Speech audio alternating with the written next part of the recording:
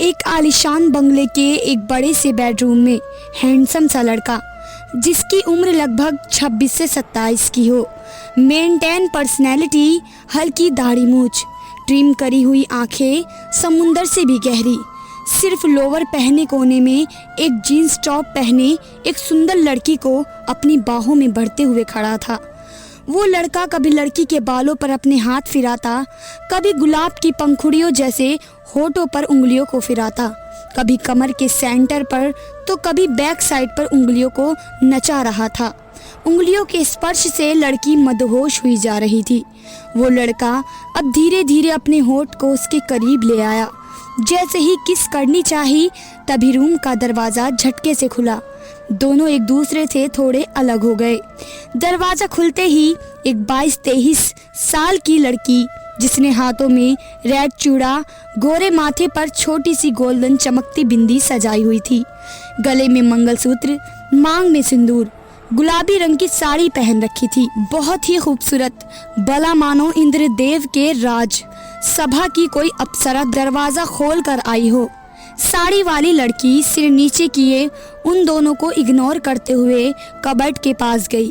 Cupboard खोलकर उसमें से एक शर्ट निकालकर वहीं रूम में पड़े टेबल पर डालकर प्रेस करने लगी। उसे देखते ही वह बोली, हेलो मिस कमीनी। ओ सॉरी मिस कामनी, तुम्हारी इंफॉर्मेशन के लिए बता दूं, मेरा नाम अवनी है। लड़की बोलकर मुझे गुस्सा दिलाने की ज़रूरत नहीं है, क्योंकि मुझे भी बदतमीज़ लोग पसंद नहीं हैं। और हाँ, ये रूम मेरा है। अविनाश की पत्नी होने के नाते ये घर भी मेरा है। मैं यहाँ बिना नॉक किए कभी भी आ सकती हूँ। ज़रा तुम बताओ, किसी मैरिड कपल्स के बेडरूम में तुम क्या कर रही हो? तुम होती कौन हो ये सवाल करने वाली? मैं लेकर आया हूँ। और तुम्हारी हिम्मत कैसे हुई कामनी से बदतमीज़ी से बात करने की? भूल गई शर्त इतनी जल्दी? बिल्कुल नहीं, लेकिन शायद तुम भूल गए। मेरी शर्त, मेरी शादी तुम्हारे साथ हुई है, किसी दूसरे के साथ नहीं। अगर दूसरा कोई मुझसे बदतमीजी से पेश आएगा, उसे मैं ऐसे ही करारे जवाब दूंगी। मिर्चे मसाले लगा कर बोली, कामनी तुम अपने घर जाओ, इसे मैं देखता हूँ। बहुत ज्यादा उड़ रही है। कामनी अपने घर चली गई। उसके जाते ही अविनाश गुस्से से उसके करीब गया, हाथ पकड़कर पीछे मोड़ दिया। उसकी एकदम जोर से गले से चीख निकली, आह! अविनाश हाथ छोड़ो मेरा, मुझे दर्द हो रहा है। अवनी की आंखें दर्द की वजह से भर आईं। लुढ़कते हुए आंसू गुलाबी होठों पर आ गए। उसके आंसू देखकर मुस्कुराते हुए बोला, अरे ये क्या अवनी, तुम तो इतने में ही रो पड़ी।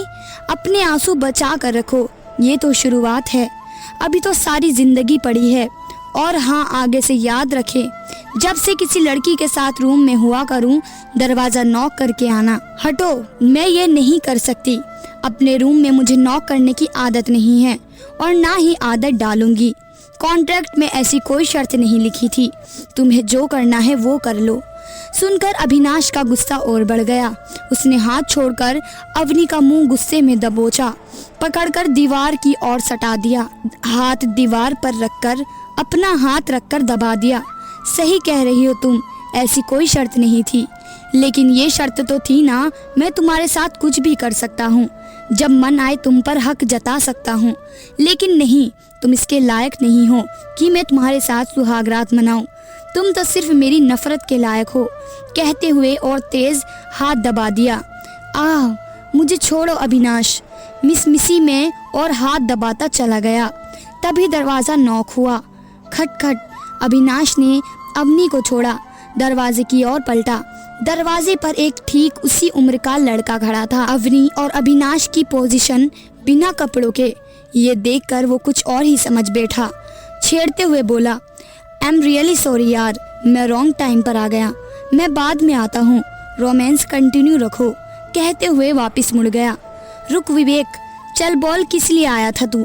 हाँ ठीक है, बताता हूँ, तू बाहर आ जा, हॉल में बैठकर बात करते हैं। अवनी भाभी जी 2 कप चाय बना दीजिए। विवेक भैया, आप 2 कप चाय पियेंगे? अवनी ने खुद को संभालते हुए मुस्कुरा कर बोली, भाभी मैं 1 कप ही चाय पीऊंगा, दूसरा अपने इस दोस्त के लिए बोल रहा हूँ जो अपना मुंह कड़वे करेले की तरह बनाए रखता है। अब आप इस घर में आ गई हैं तो आप अपने हाथ की स्वीट डिश खिलाकर इसे मीठा लड्डू बना दीजिए। आपकी बहुत बहुत मेहरबानी होगी और हमारा भी भला हो जाएगा। इसका गुस्सा हमें झेलना नहीं पड़ेगा। अविनाश इसे सीरियस होकर घूरने लगा। वो चुप हो गया। विवेक की बातों से अवनी की हल्की सी हंसी छूट गई। अविनाश ने भी उसे घूर के देखा। अवनी भी सीरियस हो गई। और तू मुझे घूरता है, ऑफिस वालों को घूरता है, लेकिन तेरी ये मनमानी घर पर नहीं चलेगी। भाभी मुस्कुराते हुए कितनी अच्छी लग रही थी, लेकिन तूने ऐसे घूरा, गलत बात है।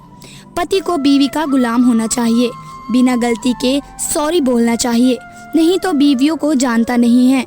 नाराज हो गई तो मनाना मुश्किल हो जाएगा। हो गया तेरी बकवास खत्म। तू बाहर बैठकर चाय पी, मैं रेडी होकर आता हूँ, और एक कप ही बनाना इसके लिए, कहते हुए बाथरूम में बढ़ गया। अवनी को गुस्से में घूरता हुआ विवेक हॉल में चला गया। अवनी किचन में चली गई। कहानी आगे जारी रहेगी। आखिर अविनाश अवनी से नफरत क्यों करता है? अगर नफरत करता है तो शादी क्यों की? ये जानने के लिए कहानी को पढ़ते रहें। इसका अगला भाग जल्द प्रकाशित होगा। तो दोस्तों, वीडियो अच्छी लगी है तो लाइक कर दें और चैनल को सब्सक्राइब जरूर कर लें। धन्यवाद दोस्तों।